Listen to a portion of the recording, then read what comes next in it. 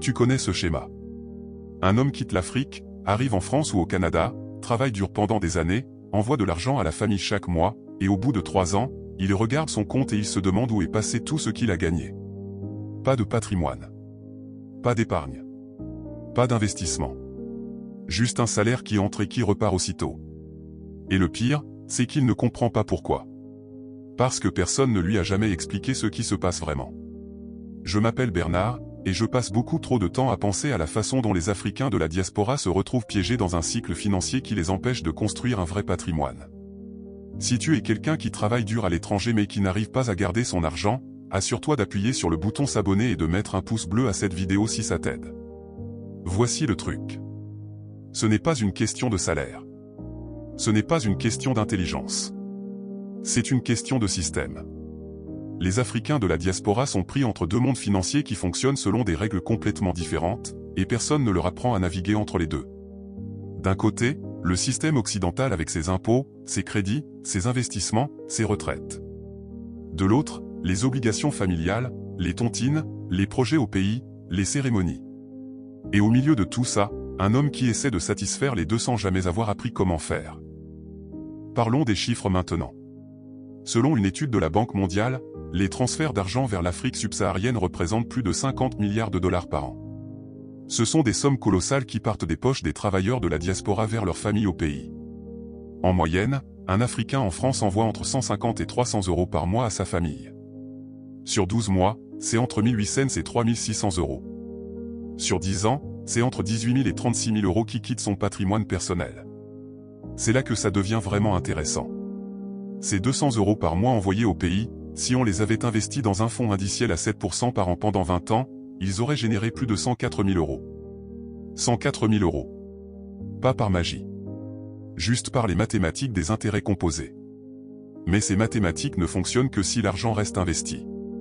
Et dans le cas de la diaspora africaine, l'argent ne reste presque jamais investi. Voici ce que la plupart des gens ne réalisent pas. Le problème n'est pas d'envoyer de l'argent à la famille.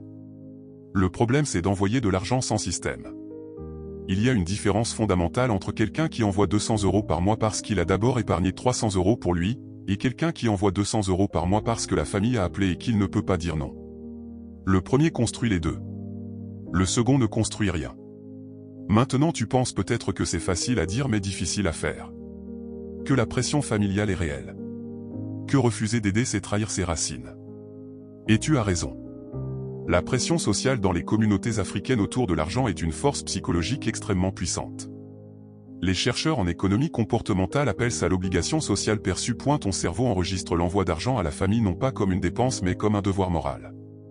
Et on ne remet pas en question un devoir moral. On l'accomplit. Même si ça nous ruine. Et c'est exactement là que le système se referme sur toi. Parce que pendant que tu accomplis ton devoir moral chaque mois, les années passent, tu vieillis, et tu réalises un jour que tu n'as rien construit pour toi. Pas de retraite.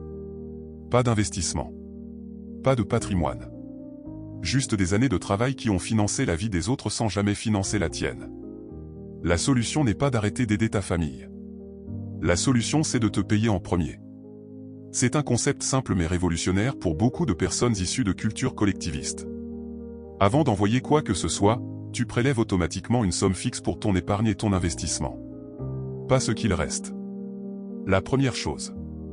Si tu gagnes 2000 euros par mois, tu investis 200 euros le jour même où ton salaire arrive. Automatiquement. Sans réfléchir. Et ensuite tu gères le reste comme tu peux. Zoom sur le système maintenant. Les pays occidentaux ont construit des outils d'investissement accessibles à tous. En France tu as le plan d'épargne en action, le PEA, qui te permet d'investir en bourse avec une fiscalité avantageuse. Au Canada tu as le SELI, le compte d'épargne libre d'impôt, qui fait la même chose. Ces outils existent. Ils sont gratuits à ouvrir. Et la majorité des Africains de la diaspora ne les utilisent jamais parce que personne ne leur en a parlé. Ce que je veux que tu retiennes de cette vidéo c'est une seule chose. Tu peux honorer ta famille et construire ton patrimoine. Ce ne sont pas deux choix opposés. C'est une question d'ordre et de système.